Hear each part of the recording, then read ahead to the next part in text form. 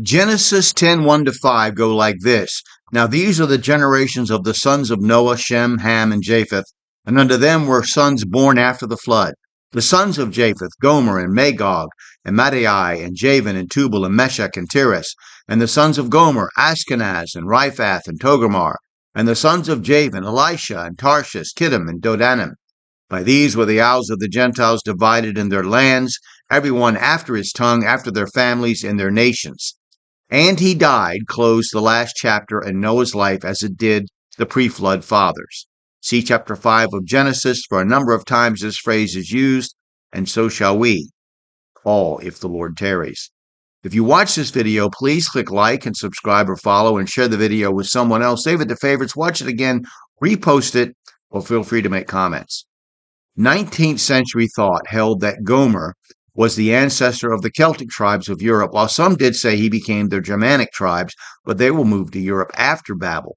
An Icelandic writer claimed that the gods of the Norse came to them from Asia Minor. Ezekiel's prophecy in chapter 38 shows why God raised up the European, why he is enlarged, to one day turn against Israel and be destroyed in God's judgment.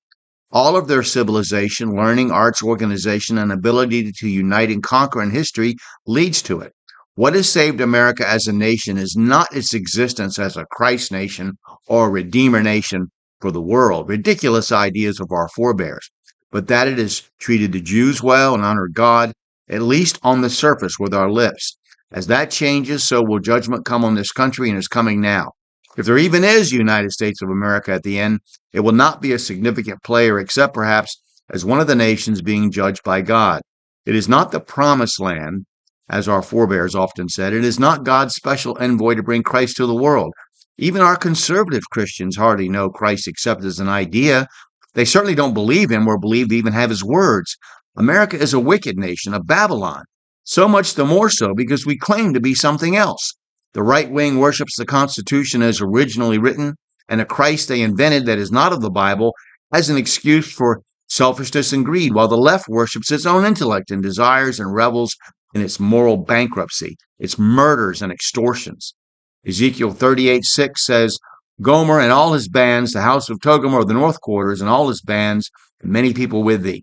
Read Matthew 25, starting in verse 31. Understand that nations in the Bible are ethnic groups, peoples, not nation states, as in the last few hundred years, where many ethnic groups are bound together by force or even voluntary agreement behind imaginary lines drawn on a map. See in the following that Abraham's physical descendants through Isaac, referring specifically to the Jews who dwell in many countries or nation states or kingdoms, are to be a great nation or people. Genesis 12:2. And I will make of thee a great nation, and I will bless thee and make thy name great, and thou shalt be a blessing. Exodus 19:6.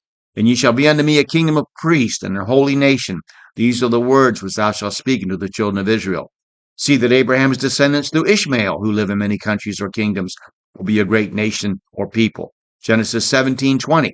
And as for Ishmael, I have heard thee. Behold, I have blessed him, and will make him fruitful, and will multiply him exceedingly. 12 princes shall he beget, and I will make him a great nation. Spiritually, when Peter was speaking to the predominantly Jewish early church, he brought this idea up again of the Jews, now those who believed on Christ, being separated unto God, and holy nation. 1 Peter 2:9. But ye are a chosen generation, a royal priesthood, an holy nation, a peculiar people, that you should show forth the praises of him who have called you out of darkness into his marvelous light. The places and peoples whose modern names we give to Gomer and his children are often matters of pure speculation, but they are European tribes, although in the beginning, like Ham and Shem's children, most likely dark-skinned, dark-eyed, dark-haired, and brown-eyed. Now I'll stop there. I'm going to ask you to please open your Bible today and read it. Let God speak to you through his words. Study your Bible, cross-referencing the verses, two separate things. Before you do either one, pray to God for wisdom and understanding, and share your interpretation with someone else. You can purchase my comments on Amazon and Kindle or paperback form.